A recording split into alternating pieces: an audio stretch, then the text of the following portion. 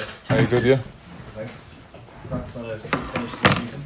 You must think this camp in pretty confident form. Yeah, no, good end to the season, good couple of months, and a lot of confidence coming to the camp, yeah, with good players as well, yeah. Yeah, it's a pretty competitive area, isn't it? Central defence. Yeah. But do you think your form has put you in firm position now to nail the starting place in this team? It's always been I suppose, the strong kind of position in the Irish team. We've always had good defenders, but I think as a player you always got to be confident that you can come in and stake your place. But yeah, as I said, look, we've very good players in that position, so it's up to the manager at the end of the day, really.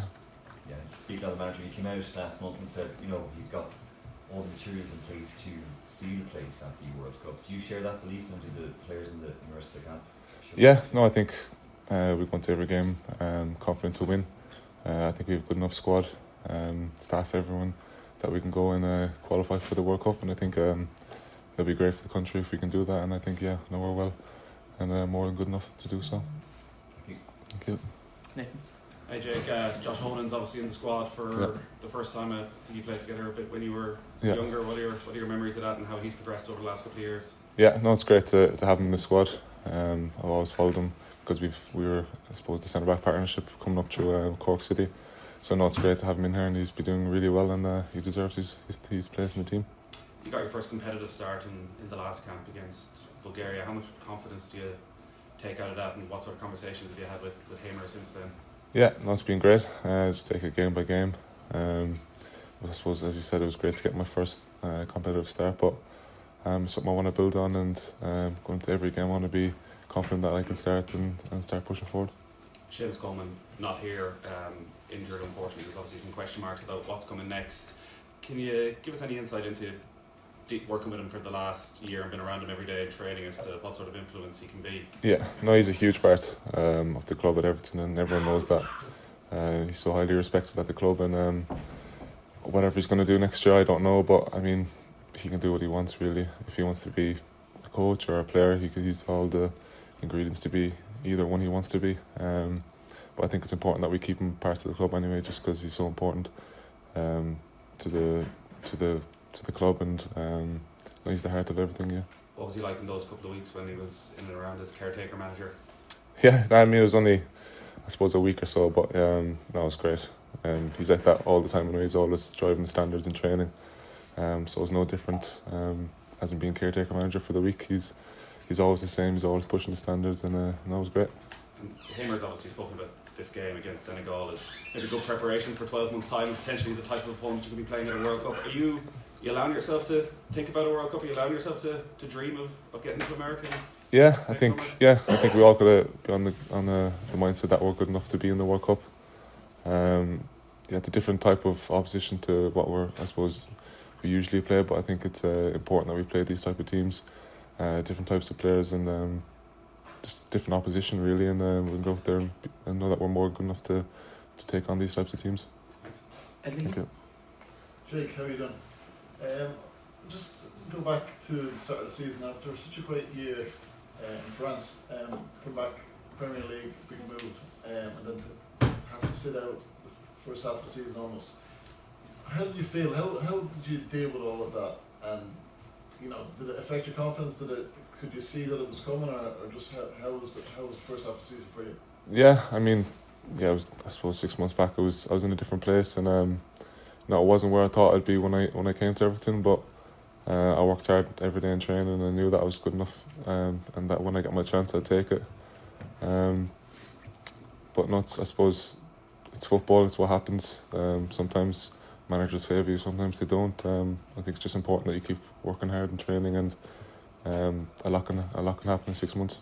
There's a sort of similar situation with your Ireland setup in terms of just the strength and depth of the defensive unit that Everton had options-wise. So is that something you see similarity is, and it sort of allows you to have the same approach to this Ireland team, and knowing that you can make your own mark in the team and get your position sorted? Yeah, as you said, both of them have, I suppose, really good defenders, and it's good to, I suppose, train with these types of defenders every day and kind of put yourself up against them, and but I'm more confident that I can play in either one, and that I can push forward. Neil, please. Hi Jake. Okay. Caoimhín's obviously not here today. We understand he's finalising his move. Can you just speak a bit about him and how you rate him as a keeper, having worked with him at a close level into the international squad, and Yeah. how you think he sees the opportunity to play more regularly. Yeah, I mean, it doesn't just take for me to say how good he is. I think everyone knows how good he is and what he's achieved over the last few years. And now, if it goes through, it's a great move for him to become number one in the Premier League. And I think everyone knows how good he is and how high his ceiling is. He can push on and do great things. Next question, Paul. Do you feel he's one of the best keepers in the Premier League, even though he's seen as a number 2? Yeah, look, it's I suppose a difficult one because he's number 2 at Liverpool, but he's obviously a really good keeper ahead of him. But yeah, he's definitely up there with the keepers in the Premier League, and I think next year he'll show that he's up there with the best. And I think he's proven that in the games that he has played for Liverpool that he can be up there with some of the best keepers in the league. And just on your own situation at Everton, like when David Moyes came in, what was it that just changed everything for you? What was it about him, and what do you feel you gave him in return, and you were able to offer him? Yeah, no, I think when he just came into the club, he knew the club really well. He knew what worked for the club, and I think he just got to know all the players really well and what works for the team. He didn't come in and just try to change too much all of a sudden, but he was very open-minded when speaking to him, and I'm grateful that he's gave me a chance, and he's a lot of experience, so I think everyone knows that he knows what he's doing, and I think he's shown that in the last 6 months being at the club, and yeah, we've kind of finished strong in the last 6 months of the season. Aidan, please. Excuse me, just go back to Caoimhín with Ipswich. Southampton gone, obviously that's a couple of the players relegated. Everton obviously stayed up, but how important is it, given that for the likes of Everton to stay up and for Caoimhín to go to a Premier League club where he's going to get games in terms of the standard you're going to get every week? Yeah, no, it's a great move for him to go play every week. I think it's very important for him, and yeah, as I said, he's more than good enough. He's up there with the best, so I think it's a great move for him if it happens. And Brentford have done well this season, so I think it's a club that he can progress and do a lot at. And just on Senegal, obviously you know Mane, but you know at least 2 of the players. I'm sure he might have played against some of the others in France as well, but they're 19th in the world. I mean, is this the kind of test? Is that daunting, or so if you just talk with the 2 Everton players first of all, but in general, what the challenge of Senegal?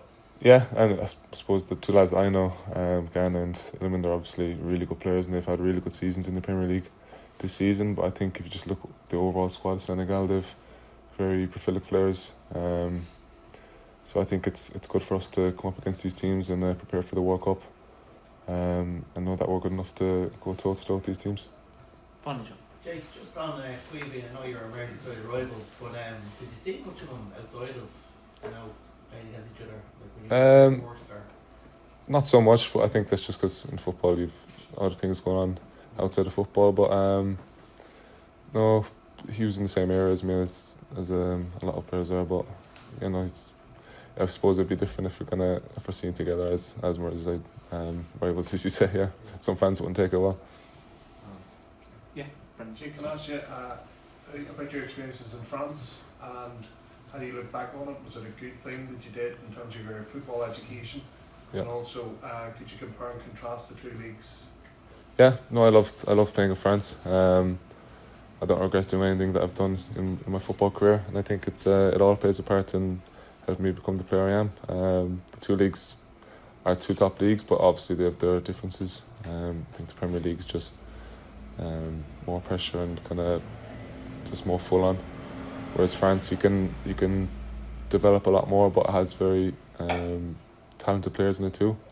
But it's more, I suppose, open than the Premier League. In the Premier League you don't have, I suppose, a minute to think on it, and it's obviously the best league in the world. So Thanks, Steve. Thank you, guys. thank you.